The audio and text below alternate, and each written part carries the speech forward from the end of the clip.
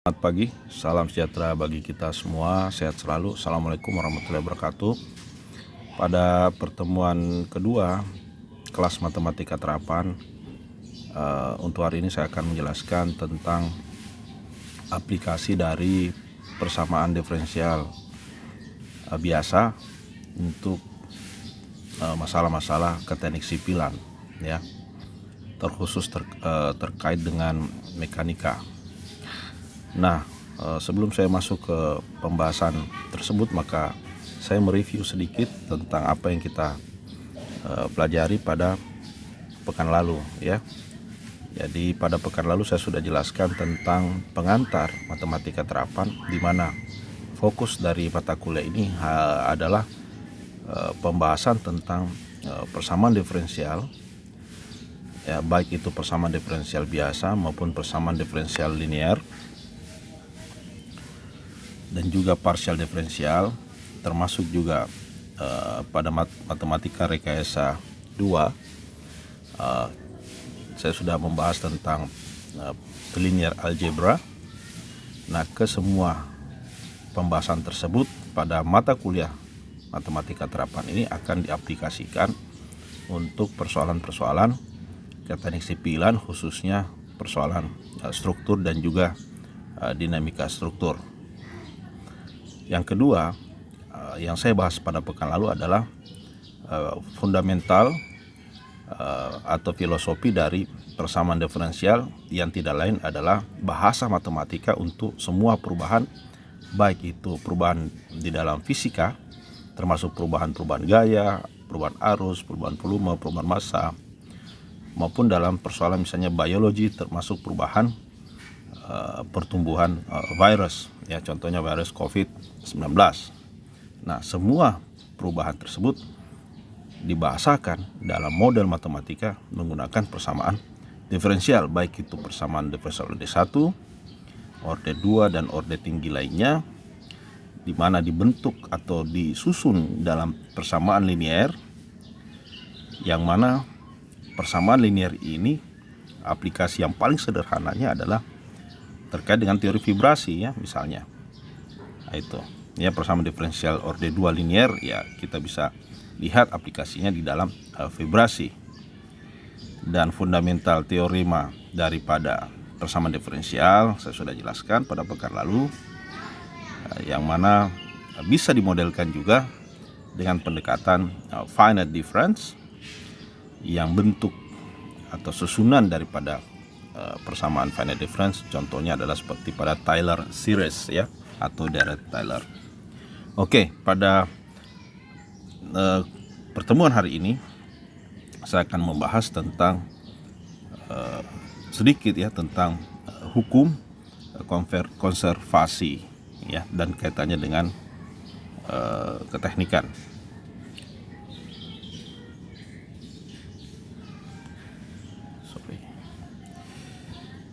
Oke.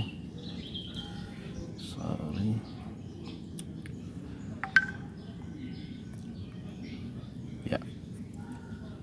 Nah, jadi ke semua persoalan-persoalan perubahan kita bisa rumuskan, ya. Jadi perubahan atau change, ya. Change itu adalah selisih antara increase dan decrease. Oke. Nah, ini adalah di change adalah selisih antara increase dan decrease, ya. Nah, perubahan ini diatur oleh sebuah hukum yang namanya conservation law, ya, hukum konservasi, hukum kekekalan, ya, kita belajar fisika, hukum kekekalan massa atau hukum kekekalan energi, bahwa sebuah perubahan itu hanya sebuah massa itu tidak akan hilang, dia hanya berubah, ya, dia hanya berubah seiring dengan adanya reaksi atau adanya aksi gaya, yang kemudian gaya itu hanya akan berubah, ya, dia tidak akan hilang. Begitu pula dengan massa. Nah, Kalau kita lihat misalnya saja ya, change itu sama dengan 0, maka increase itu sama dengan decrease ya. Increase sama dengan decrease. Jadi kalau dia kekekalan massa atau kekekalan energi, maka apa yang masuk itu sama dengan apa yang keluar, atau apa yang bertambah itu sama dengan apa yang menurun atau apa yang berkurang. Nah, contoh misalnya ya, dalam sebuah pipa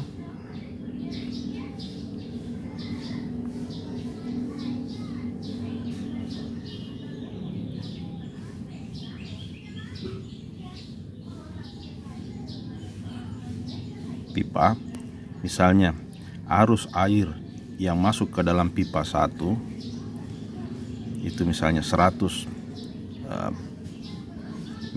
meter kubik per detik.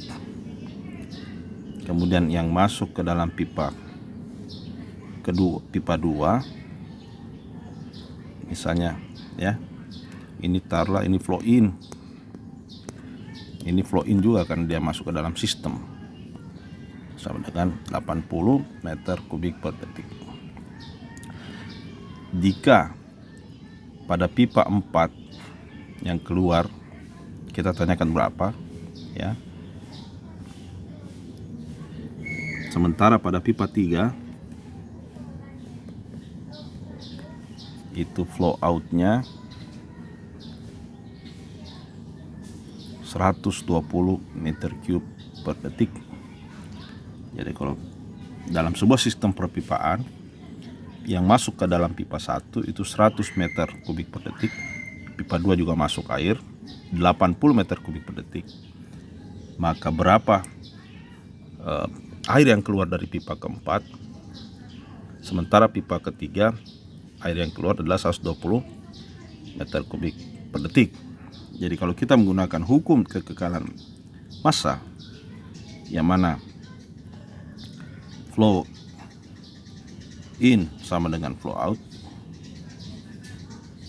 yang in 100 pada pipa 1 dan pada pipa kedua juga masuk pada dalam sistem 80, maka pada pipa 3 yang out adalah 120 ditambah dengan yang out pada pipa 4 ya, flow out pada pipa 4, jadi 180 sama dengan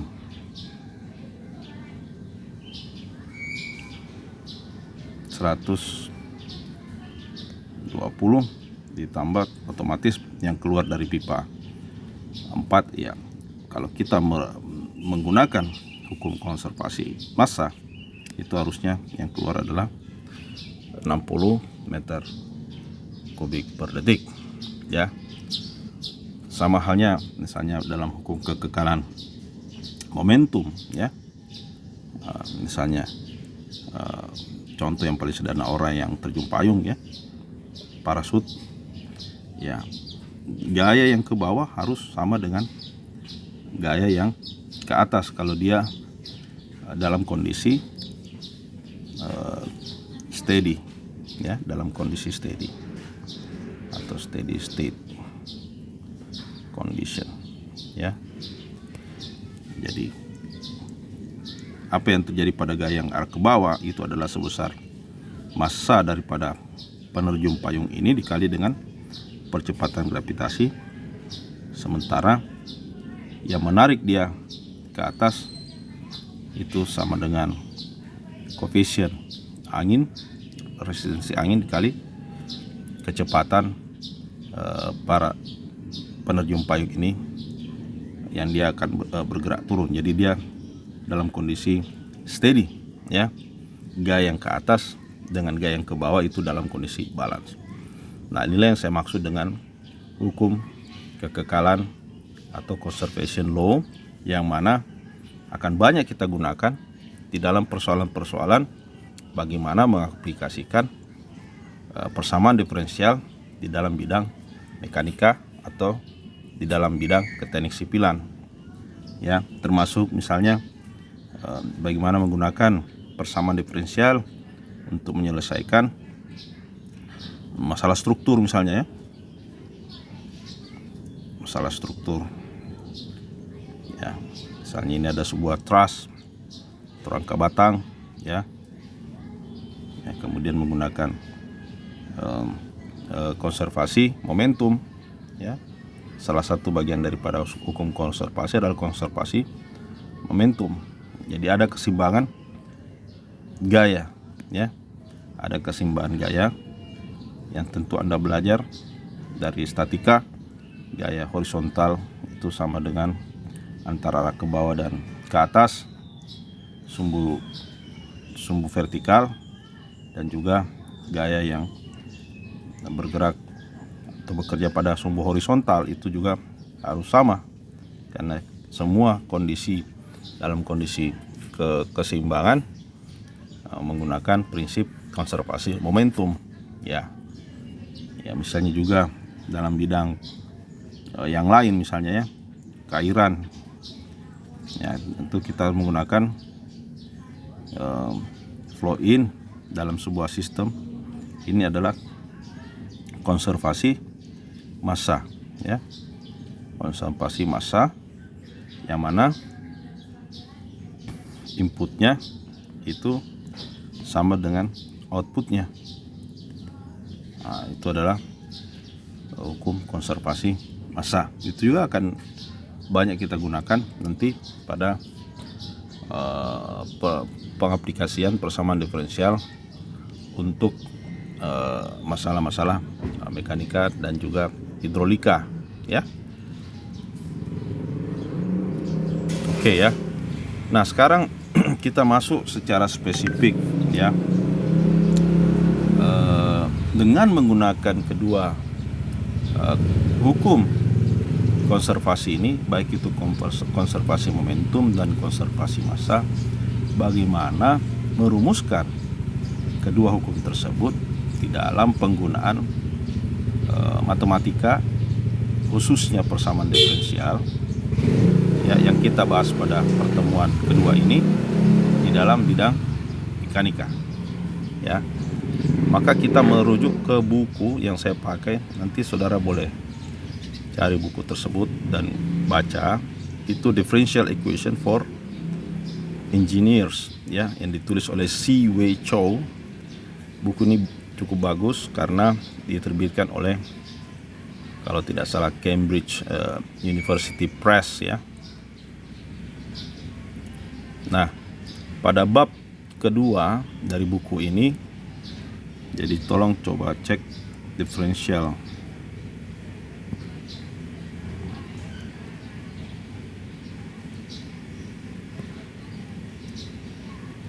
engineer C, pengarangnya adalah C, ya. Coba kita masuk ke bab kedua, ya, bab kedua, karena pada bab pertama dan yang kedua, pada awal bab kedua dia akan menjelaskan tentang persamaan diferensial dan cara penyelesaiannya, yang mana kita sudah pelajari di matematika rekayasa 1, ya, matrek 1, yaitu persamaan diferensial ordinary, ya, yang biasa.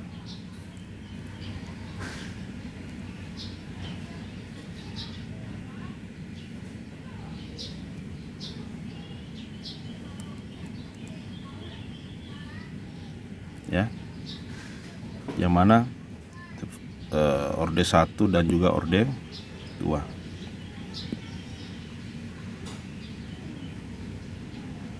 Orde 1 dan orde 2.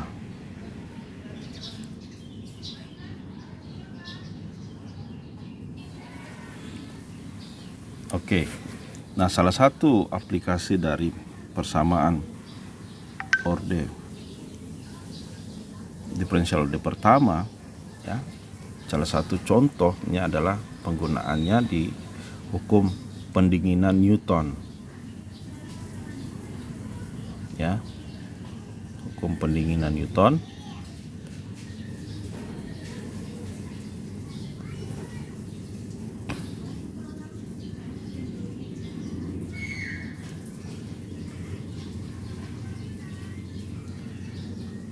Yang mana kembali lagi perubahan, ya, perubahan, tapi di sini adalah perubahan temperatur. Jadi di dalam hukum kita bukan hanya mengenal hukum gaya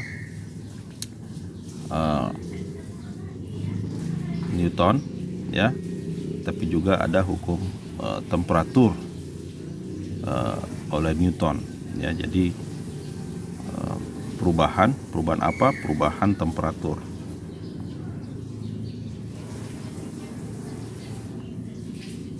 Perubahan temperatur yang bisa dimodelkan dalam persamaan diferensial, yaitu dt per dt kecil.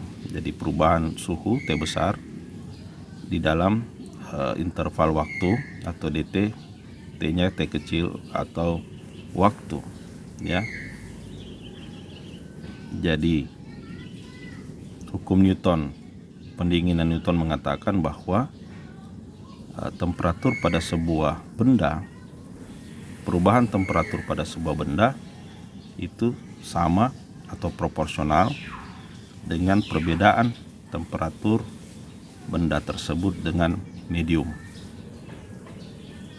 ya. Jadi tingkat perubahan atau perubahan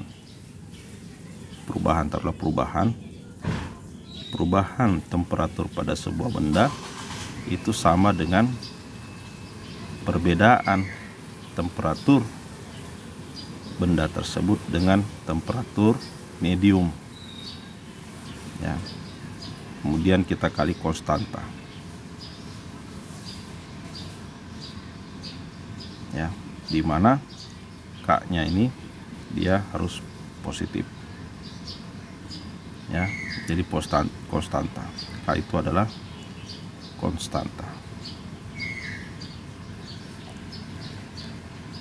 Contoh, ya, penggunaan diferensial orde pertama ini, ya. Contoh misalnya temperatur medium, taruhlah mediumnya air, ya. Temperatur medium air, ya, air ada temperaturnya 20 derajat Celcius.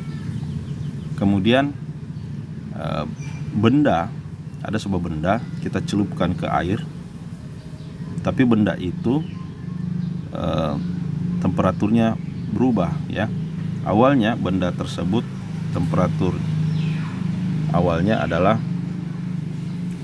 100 derajat Celcius, ya.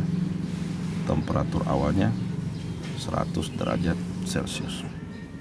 Kemudian ketika dicelupkan ke air yang temperaturnya 20 derajat Celcius, temperatur benda tersebut, ya, turun pada saat 20 menit, dia turun menjadi 60 derajat Celcius. Nah, pertanyaannya adalah berapa waktu kalau misalnya, ya, benda tersebut turun. Kalau dia turun ke 60 derajat, dia butuh waktu 20 menit, ya. Kalau dia turun ke 30 derajat, berapa menit? Nah, ini yang kita lihat, ya. Jadi bagaimana bisa menjawab berapa waktu yang dibutuhkan sehingga temperatur benda tersebut turun dari 100 derajat menjadi 30 derajat? Berapa menit? Tentu lebih lama daripada 60 derajat yang tadi, ya. Maka kita mengaplikasikan persamaan diferensial. Yang mana persamaan diferensial? Ya, yang tadi dt T besar per dt kecil sama dengan min K T dikurang Tm. Nah, di mekanika rekayasa 1 ya, mekanika rekayasa 1 saya sudah ajarkan cara menyelesaikan persamaan diferensial biasa. Salah satunya adalah dengan metode pemisahan variabel ya. Pemisahan, caranya menyelesaikan variabel ya. Jadi kalau kita lihat di persamaan ini ada variabel T suhu dan ada variabel T kecil yaitu waktu. Jadi kita harus pisahkan ya. Jadi yang di sebelah kiri sama dengan kita kumpulkan semua variabel T besar atau variabel suhu ya. Sementara pada sisi sebelah kanan itu adalah variabel T kecil atau waktu. Nah, inilah caranya. Jadi ini adalah termasuk pemisahan variabel. Kalau kita sudah pisahkan maka kita integralkan. Ya, tentu integralkan harus ditambah dengan C besar. Nah, integral seper T dikurang Tm itu adalah sebesar ln T ya, nilai absolut T kurang Tm, kemudian di sisi sebelah kanan sama dengan min K dt diintegralkan menjadi T tambah ln C. Oke, kemudian T sama dengan, saya ulang ya. Jadi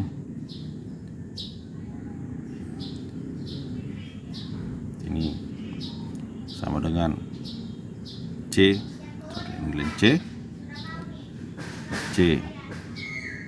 Kalau ini hilang ln-nya maka T dikurang Tm sama dengan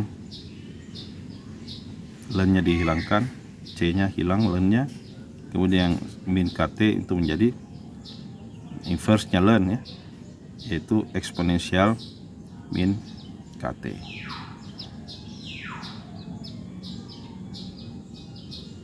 Ya. Sorry. Ini menjadi ln-nya hilang menjadi C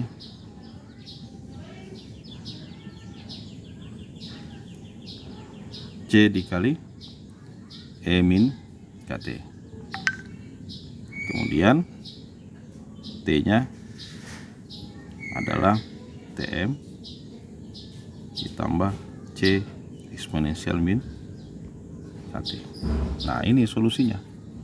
Ya, jadi T sama dengan Tm ditambah C dikali eksponensial min KT. Nah, sekarang jadi kita sudah dapatkan persamaan diferensialnya atau governing equation-nya ya. Ini governing equation-nya. Kemudian solusinya ini. Nah, maka kita kembali ke persoalan yang tadi ya, kita mau selesaikan.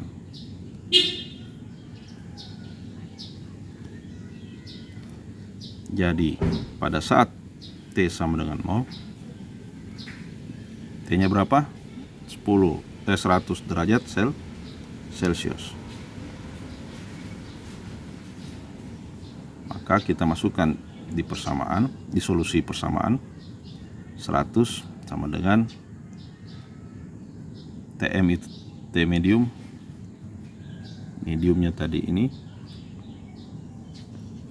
ya, 20 ditambah C eksponensial 0 1 C pangkat 1 C pangkat kali eksponensial 0 ya, atau C dikali 1, maka C sama dengan 80 ya. Jadi pada solusi yang ini ya, T sama dengan TM ditambah C dikali eksponensial min KT, itu kita harus, untuk menyempurnakan solusi ini karena dia masih bersifat general, kita harus ubah dia ke partikular solution, di mana boundary-nya atau kondisi awal yang kita masukkan sehingga nilai C-nya bisa kita ketahui ya. Jadi begitu kita bisa selesaikan, maka T-nya sama dengan 20 ditambah 80 eksponensial min KT. Nah, apanya yang C-nya sudah kita selesaikan, sisa K-nya ya. Nah, kita masukkan boundary yang kedua. Nilai boundary yang kedua T 20 menit, suhunya 60 derajat.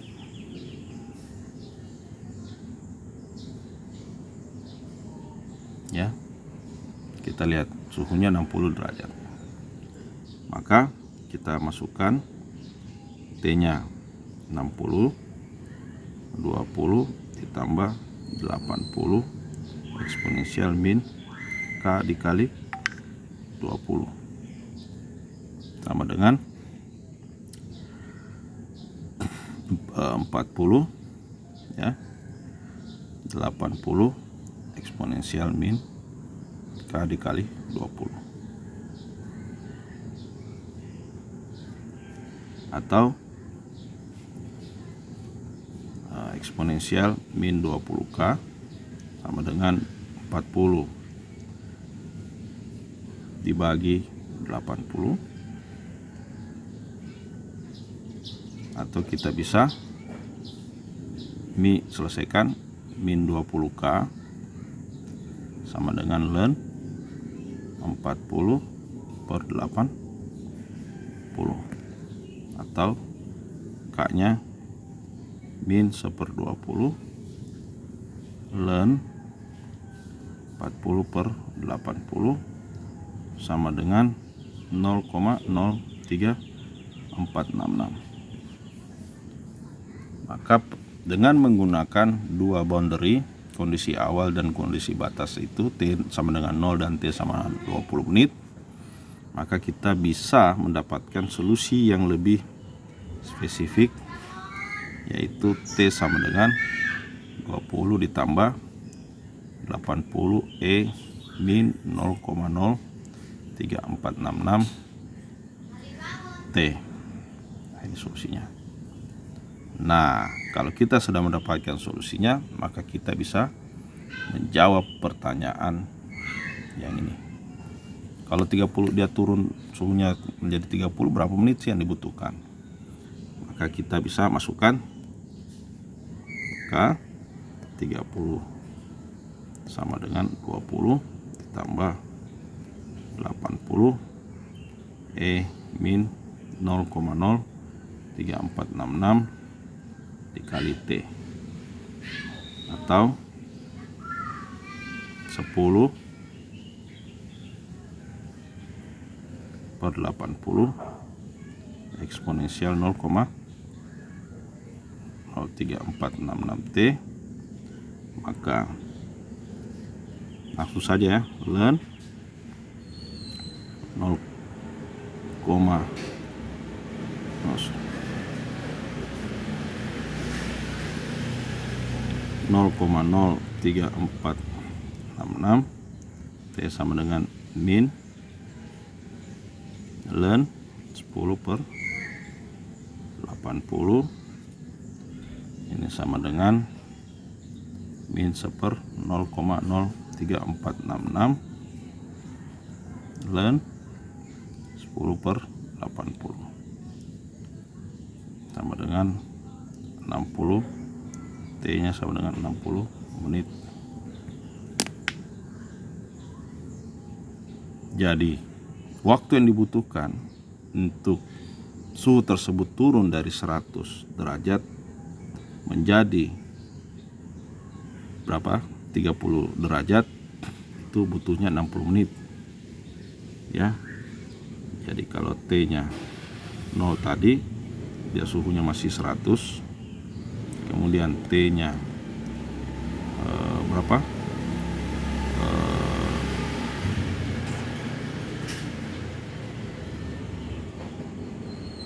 20 menit. Pada menit ke-20 suhunya turun menjadi 60 derajat, ya. Kemudian pada suhu 60 menit dia turun menjadi 30 derajat Celcius. Jadi butuh lagi kira-kira dari posisi ini ke sini, dia butuh kira-kira 40 menit lagi. Ya. Nah, itu salah satu contoh pengaplikasian atau penerapan persamaan diferensial orde pertama, ya. Itu dalam hukum cooling Newton. Nah, contoh yang lain untuk penerapan persamaan diferensial orde pertama yaitu contohnya pada gerakan partikel pada medium yang memiliki resistensi, ya, tahanan. Misalnya sebuah benda terlempar ke udara, ya, dia bergerak di dalam udara yang memiliki tahanan, ya, atau gesekan. Contoh kedua adalah gerakan partikel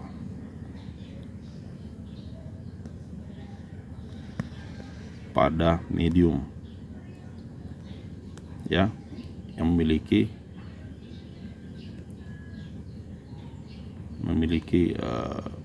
gesek atau tahanan.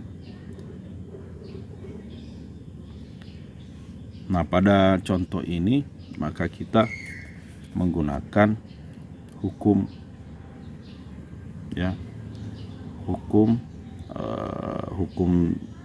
Newton yang kedua, yaitu F sama dengan A, ya. F sama dengan M dikali A. Jadi sigma F sama dengan M dikali A. Dan juga kita akan menggunakan prinsip D'Alembert, ya. Principle of D'Alembert. Prinsip D'Alembert, dia tulis kembali hukum Newton 2, kita tulis kembali hukum Newton 2 dalam prinsip D'Alembert, sigma F sama kurang MA sama dengan 0,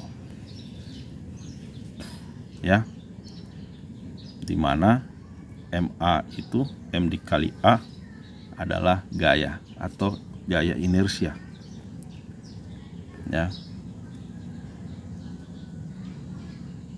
Jadi prinsip D'Alembert itu mentransformasi persoalan-persoalan dinamik dalam dia mentransformasi persoalan dinamik menjadi statik. Sebenarnya karena M dikali A sama dengan F itu adalah sebuah benda yang memiliki yang bergerak, ya, di dalam kecepatan tertentu atau memiliki akselerasi, itu oleh D'Alembert diubah menjadi kesetimbangan sigma F dikurang M dikali A sama dengan 0 atau keseimbangan statik. Nah, oke. Kemudian bagaimana aplikasinya? Ya. Bagaimana aplikasinya? Yang pertama, karena ini gerakan benda di dalam sebuah medium memiliki tahanan. Medium itu biasanya ada dua saja ya, yang umum yaitu udara atau air dan juga water ya. Nah, tahanan atau resistensi medium itu gaya tahanannya dapat kita gaya tahanan medium itu sebanding dengan kecepatan benda tersebut. Jadi kalau sebuah benda bergerak pada medium, maka dia akan menerima resistensi oleh medium sebesar atau proporsional dengan kecepatan benda tersebut ya, pangkat N ya, dikali dengan konstanta beta. Jadi nilai resistensinya atau R itu sama dengan beta dikali V pangkat N ya. Biasanya N nya itu 1 ya untuk medium dengan viskositas pada kecepatan rendah. Kalau kecepatannya tinggi, N nya bisa 2 ya, dan seterusnya. Oke, sekarang kita coba formulasikan dalam bahasa matematika, yaitu menggunakan persamaan diferensial. Contoh, sebuah benda di permukaan kita lempar ke atas ya. Jadi benda tersebut kita lempar ya pada jarak X. X ini vertikal ya, biasanya X nya kan horizontal ya. Kita mau aja ya, maunya untuk saat ini kita anggap dia X itu vertikal. Kemudian benda tersebut terlempar ke atas ya, dimana pada saat awal ya T sama dengan 0, kecepatannya adalah V0. Dan pada saat sudah posisi ini T sama dengan atau T ya, maka benda ini tetap bergerak ke atas dengan kecepatan V, di mana V itu adalah apa? Turunan 1 kali dari jarak ya, atau X, karena jaraknya dalam sumbu X, sementara akselerasi adalah turunan 1 kali dari kecepatan 1 dot ya, V 1 dot atau X double dot. Jadi A itu sama dengan V dot atau X double dot ya, jadi bergerak ke atas. Nah, maka kita bisa menggunakan hukum Newton 2 ya. Hukum Newton 2 itu adalah tuh benda yang ke atas, sigma F sama dengan M dikali A, di mana ada berapa gaya yang bekerja? Ada 2 ya. Jadi pada posisi ini ya ada 2 yang gaya bekerja, yaitu gaya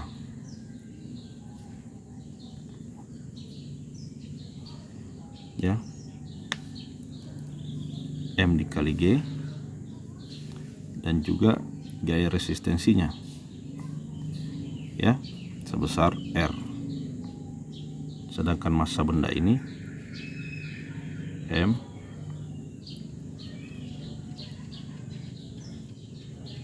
maka dia bergerak ke bawah kita anggap negatif. Jadi gayanya sigma F nya itu min R, dan juga min G gravitasi M dikali G, yang mana R itu kita ketahui adalah beta V dan M itu adalah berat itu W dibagi dengan G. Jadi massa itu sama dengan berat dibagi percepatan gravitasi. Maka perubahan kecepatan seiring waktu itu sama dengan min G dikali alfa ditambah 1.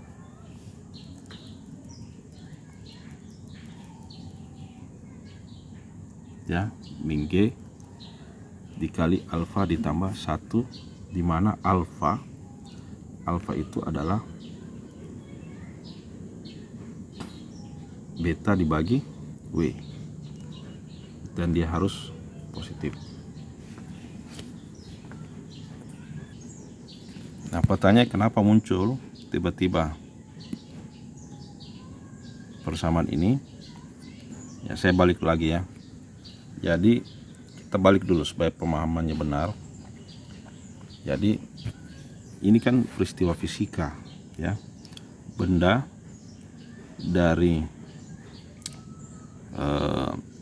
bergerak ke atas, kita lemparkan, dari dia bergerak ke atas pada saat T sama dengan 0 V0 kecepatannya, dan pada saat T kecepatan dan sama dengan kecepatannya itu diferensial dari 1 kali dari X, atau akselerasinya sama dengan V dot atau X double dot ya.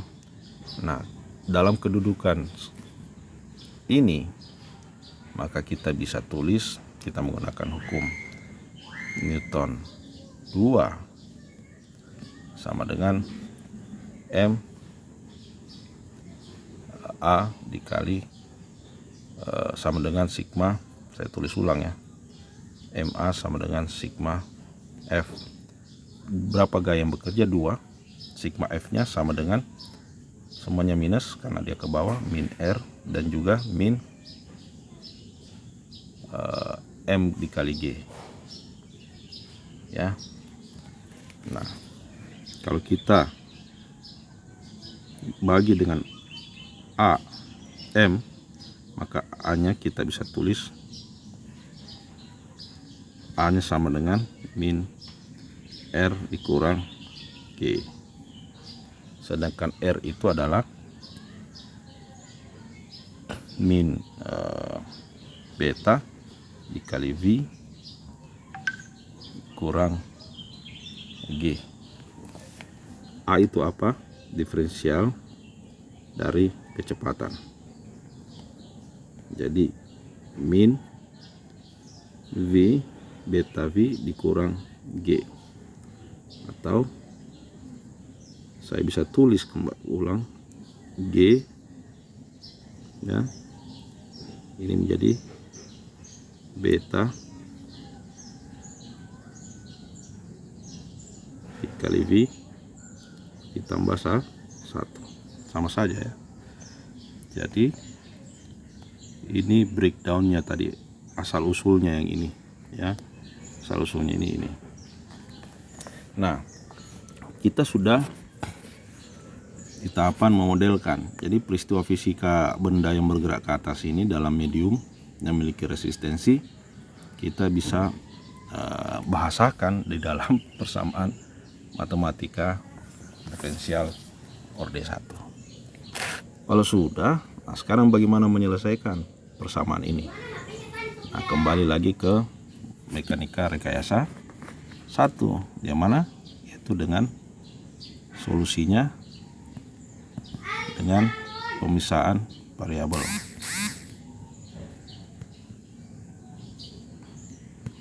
Jadi yang V kita kumpulkan ya, dV EV per mana tadi,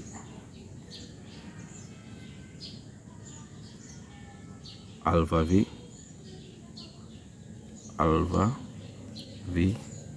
ditambah 1 kurang yang T nya di sebelah kiri, sebelah kanan sama dengan min G dt. Kemudian kita integralkan, maka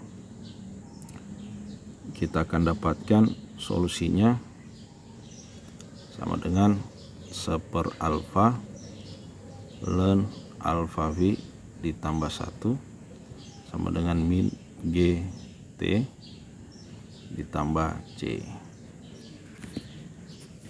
Itu solusinya. Nah, karena dia masih general, kita harus ubah dia ke partikular, maka kita masukkan kondisi batasnya. Kondisi batasnya tadi, kondisi awalnya T0 sama dengan V-nya sama dengan V0. Jadi T0 V-nya sama dengan V0. Ini kondisi awal. Maka kita masukkan 1/alfa ln alfa V-nya V0 ditambah 1, T-nya 0, maka G dikali 0 ya 0 ditambah C. Ya, maka C-nya adalah 1/alfa ln alfa V0 ditambah 1.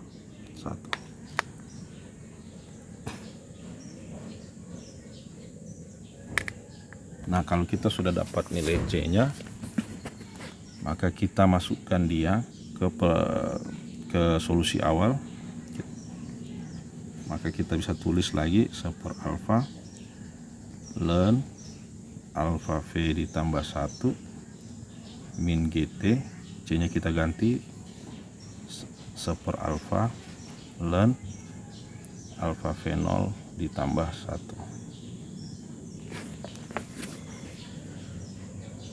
Kemudian yang ini, yang 1/alfa ln alfa 0 ditambah 1, kita kumpulkan lagi ke yang sama, maka kita bisa tulis 1/alfa ln, kalau dia ke kiri itu menjadi minus, dan ingat ln plus ln, kalau operasi ln kalau dia minus menjadi bagi ya.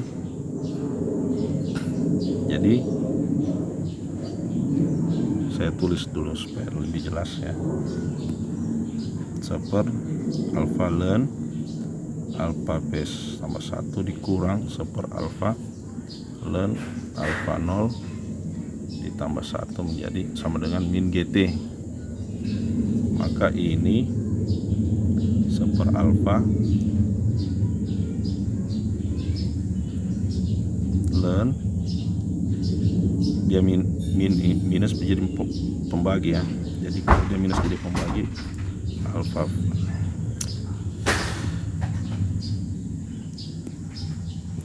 V ditambah 1 bagi alfa V0 ditambah 1 kurang min sama dengan min GT. Maka kita bisa tulis kembali alfa P ditambah 1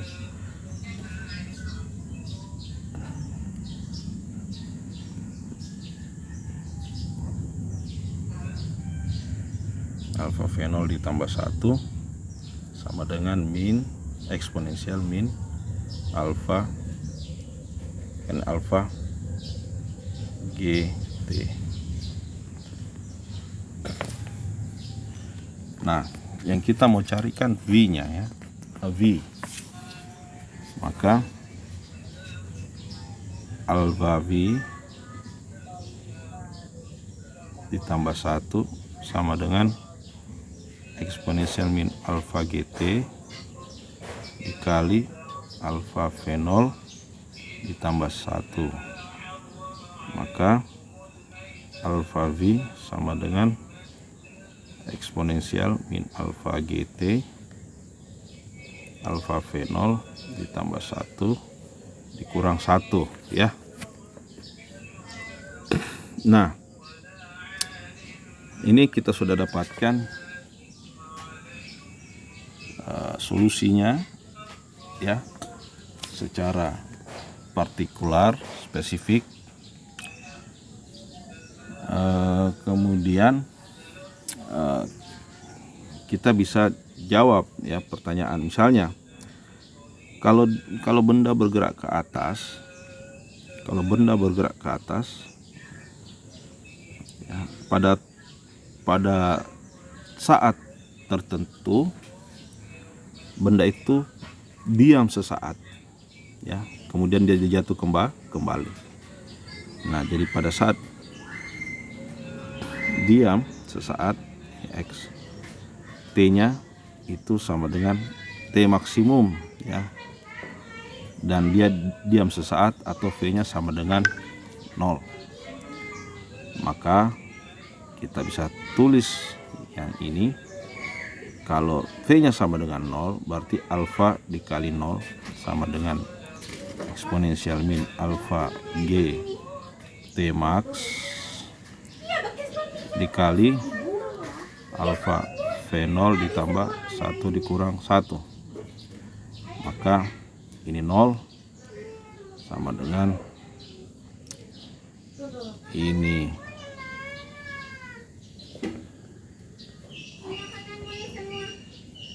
alfa V0 tambah 1 min 1, ini menjadi pindah ke sebelah ya, menjadi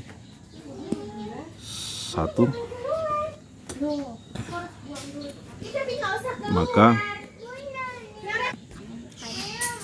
Maka ini bisa kita tulis ya. Ya, jadi ini menjadi server alfa V0 ditambah 1 sama dengan eksponensial min alfa G T max ya. Kemudian ini kita learn kan menjadi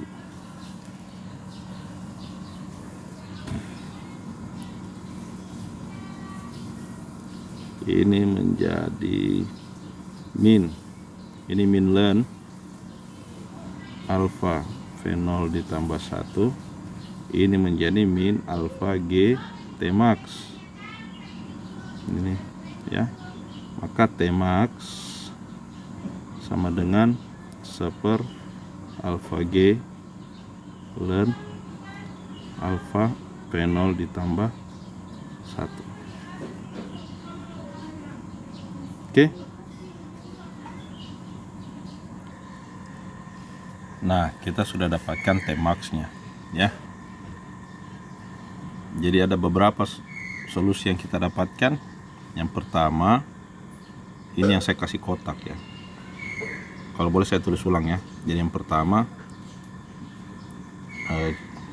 alfa dikali V sama dengan eksponensial alfa GT dikali alfa dalam kurung alfa V0 ditambah 1 dikurang 1. Boleh juga saya tulis, saya pindahkan alfanya itu menjadi V over alfa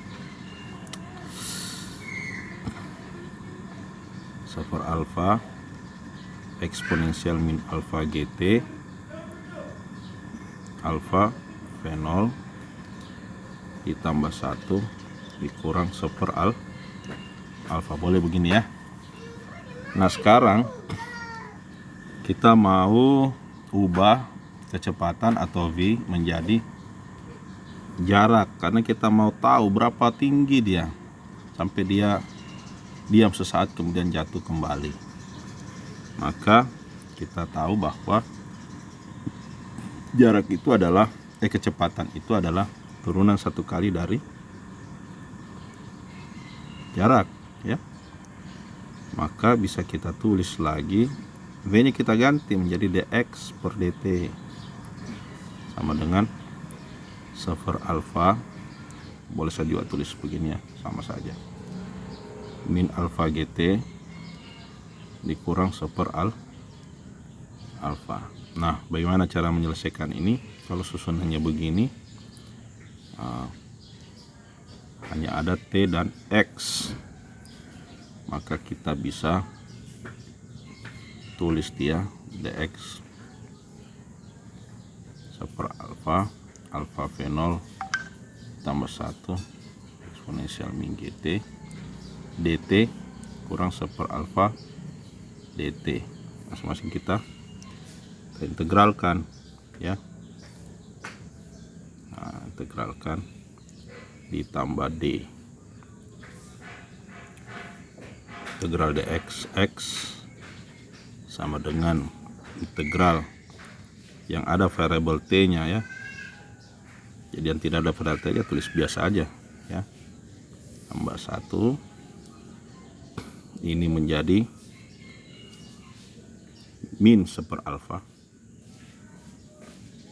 Kalau integral eksponensial min alfa gt itu menjadi integralnya min seper alfa dikali eksponensial min alfa gt kurang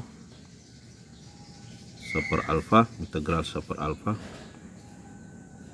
dt itu menjadi t seper alfa dikali t ya, ditambah d. Oke. Nah, kalau ini kan sudah cukup jelas ya.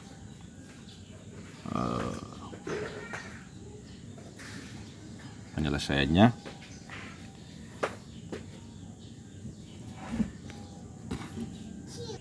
Nah, sudah dapat ini, kita mau cari D-nya berapa ya. Nah, kalau mau tahu konstanta D-nya, maka kita masukkan kondisi awal ya.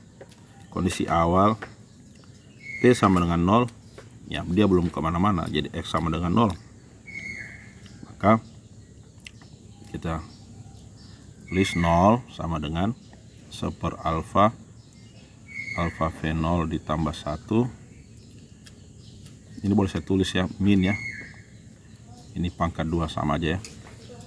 E dikali eksponensial T nya 0 berarti E pangkat 0 dikurang T00 ditambah D. Wah, ini gampang ini, berarti ini E pangkat 0 1, maka D nya itu sama dengan min, dia pindah jadi plus, jadi seper alfa pangkat 2 dikali dalam kurung alfa V0 ditambah 1.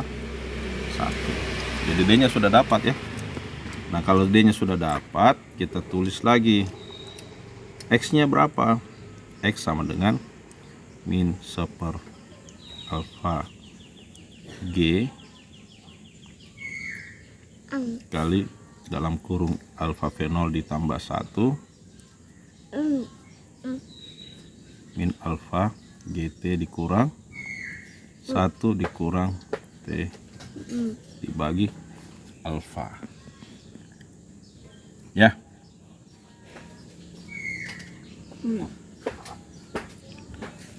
Oke. Nah, kalau kita sudah dapat ini X nya, saya kasih kotak penting ya. Jadi pada saat berapa tinggi maksimum sebelum dia jatuh kembali itu adalah X max ya. Jadi T nya sama dengan T max, maka X nya pasti menjadi X max. Nah, jadi X max nya, X maksimumnya sama dengan min seper alfa pangkat 2 G alfa V0 tambah 1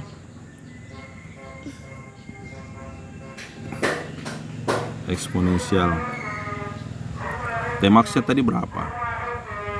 Ini ya, T max ya. Ini ya. Masukkanlah nilainya. Jadi min dengan operasional matematika nanti dicek kembali ya. Min ln alfa V0 ditambah 1 dikurang 1 kurang super alpha G ln alpha fenol ditambah 1 ya, atau X max